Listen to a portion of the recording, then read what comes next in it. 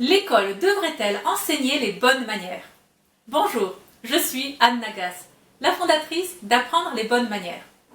Aujourd'hui, question fort à propos qui revient une fois tous les mois à peu près. Est-il bon que l'école enseigne les bonnes manières? Alors, il y aurait beaucoup d'avantages à cela, on peut se dire. Justement, c'est le manque flagrant de savoir-vivre dans la société contemporaine, justement, nous fait dire c'est à l'école qu'on devrait l'apprendre. Comme pour l'informatique, c'est à l'école qu'on devrait l'apprendre. Le sens de l'écologie, c'est à l'école qu'on devrait l'apprendre. Bon, bref, tous ces grands manquements dans la société actuelle, on les refile à l'école en disant c'est dès la maternelle qu'il faudrait apprendre. Bon, qu'en est-il? De mon point de vue, c'est-à-dire de quelqu'un qui enseigne les bonnes manières, qu'est-ce que j'en pense? Alors, il y aurait plusieurs avantages si l'école enseignait les bonnes manières. L'école pourrait toutefois enseigner uniquement les bonnes manières formelles. Et vous allez voir que c'est très limité en fait. Donc les bonnes manières formelles, c'est-à-dire le fait il y a un ensemble de règles. On ne coupe pas la parole, on ne met pas les coudes sur la table, on mange avec le couteau dans la main droite, la fourchette dans la main gauche, on dit bonjour en rentrant dans la classe, etc. D'accord? Simplement des règles. Mais le problème avec ça, c'est qu'on est très vite limité. C'est-à-dire des règles comme ça, sans fondement, sans révéler quel est le sens derrière ces règles, non seulement ça ne sert à rien, mais c'est contre-productif. Surtout, un enfant a tendance à apprendre en faisant l'inverse, d'autant plus à l'adolescence, en se braquant contre des règles. Donc s'il n'a pas le sens de ces règles, ça va devenir un jeu d'absurdité. Voilà, une chorégraphie vide de sens. Bon. Et bon, il est très clairement. Déjà à la maternelle et au primaire, les enfants posent tout le temps la question pourquoi? Il ne faut pas poser les coudes sur la table. Pourquoi? Et à vrai dire, là, très clairement, c'est une question de culture. Je ne connais pas toutes les cultures au monde, mais ou alors prenons l'exemple plutôt de pas des coudes sur la table, mais du couteau dans la main droite, la fourchette dans la main gauche. C'est même pas une règle de bon sens, parce que si c'était une règle de bon sens, ça s'appliquerait à tout le monde. Or, il y a des gauchers pour qui ce n'est pas facile. Donc c'est un usage, c'est une convenance qu'on a prise, le couteau dans la main droite, la fourchette dans la main gauche, mais ça pourrait dépendre des cultures. Voilà. Comme le fait de ne pas poser les coudes sur la table. Dans notre culture à nous, c'est impoli, c'est quelque chose qui est irrespectueux à l'égard des autres. Mais il se peut que dans d'autres cultures, les cultures soient indifférentes, ou alors au contraire, bien au contraire, pour marquer son respect pour les autres, on met les coudes sur la table. Bref, donc culturel. Mais alors quel est le vrai problème? Le vrai problème, c'est que le sens des bonnes manières est défini par la morale, le bien et le mal. Et là, très clairement, on rentre sur un héritage judéo-chrétien, sur l'existence du bien, l'existence du mal, et il y a une limite entre les deux. Il n'y a pas de zone grise, c'est tout blanc ou c'est tout noir. Bon. Alors, des cours de morale, il y en a eu, justement. Il y en a eu il y a quelques dizaines d'années maintenant, et ils ont été supprimés. Parce que dans le monde laïque dans lequel on est, où l'éducation doit être laïque, donc on ne peut plus se permettre d'avoir des cours de morale. Comme je l'ai dit au début de la vidéo, on s'amuse beaucoup à dire l'école devrait enseigner ceci et cela dès le plus jeune âge. Bon, je vais rajouter moi aussi ma pierre à l'édifice, ou plutôt la pierre qui fait tout couler, parce que les instituteurs et les maîtres d'école sont vraiment fatigués d'entendre qu'il faudrait encore apprendre ça, encore ça, à des programmes qui sont déjà lourds, chargés et parfois qui ont un non-sens, mais bon.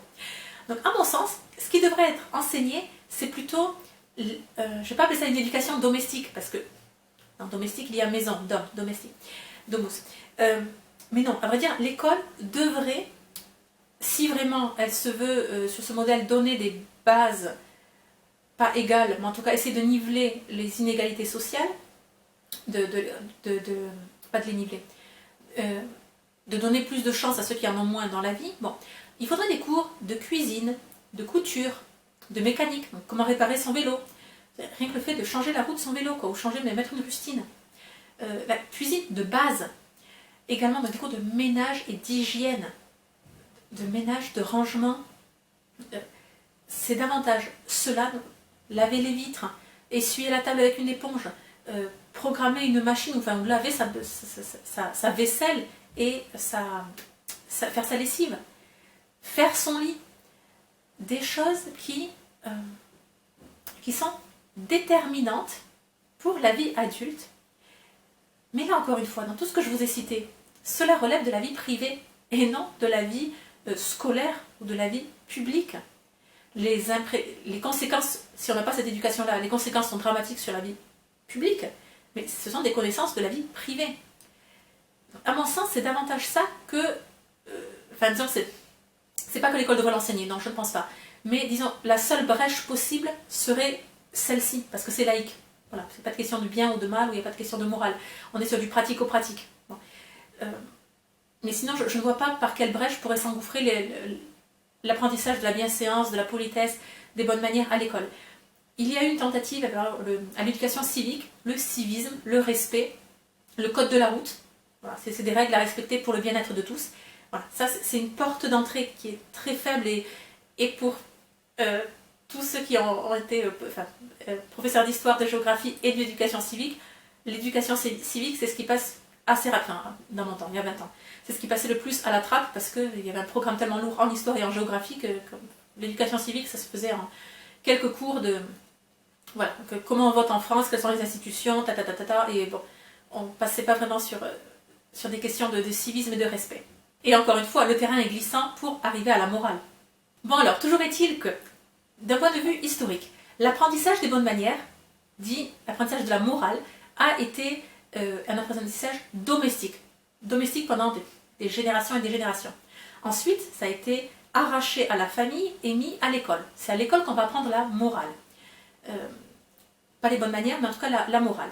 Et cette éducation aussi donc domestique, il y avait certains d'entre vous dans la génération supérieure ont eu des cours de cuisine, des cours de ménage, de repassage à l'école, des cours de couture, des cours de mécanique, de technologie, voilà, des choses.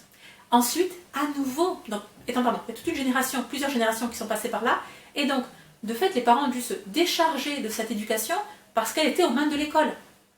Et ensuite, pour différentes raisons, donc je vous cite cette déviance qui va sur la morale, sur la notion de bien, de mal, l'éducation judéo-chrétienne. Bon. Donc à nouveau, l'école dit, oh là là, non, ça ne relève pas de nous, c'est un terrain trop glissant, c'est dangereux, donc c'est aux familles de s'en occuper.